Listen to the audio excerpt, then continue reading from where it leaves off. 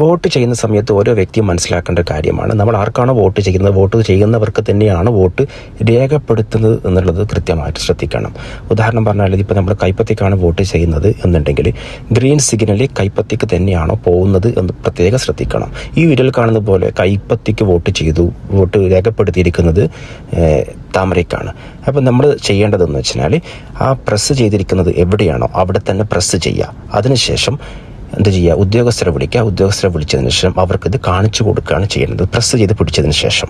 ഈ ഒരു കംപ്ലയിൻറ്റ് നമ്മൾ രേഖപ്പെടുത്തിയിട്ടില്ല എന്നുണ്ടെങ്കിൽ ആ വോട്ട് BJP മീൻസ് താമരയ്ക്ക് ഏത് ചിഹ്നത്തിനാണോ ഓപ്പോസിറ്റ് വരുന്ന ഏത് ചിഹ്നത്തിനാണോ അവർക്കാണ് പോവുക. അത് നമ്മൾ പ്രത്യേകം മനസ്സിലാക്കണം. ഓക്കെ, ഇതിൻ്റെ കംപ്ലയിൻസും കാര്യങ്ങളും നമ്മൾ അവരെ അറിയിച്ചതിന് ശേഷം മാത്രമേ നമ്മൾ പോൾ ബൂത്ത് വിട്ടു പോകാൻ പാടുള്ളൂ. ഇനി വരുന്നവർക്ക് ഈ ഒരു പ്രശ്നം വരാതിരിക്കാൻ നമ്മളെല്ലാവരും കെയർ ചെയ്യണം. ഓക്കെ.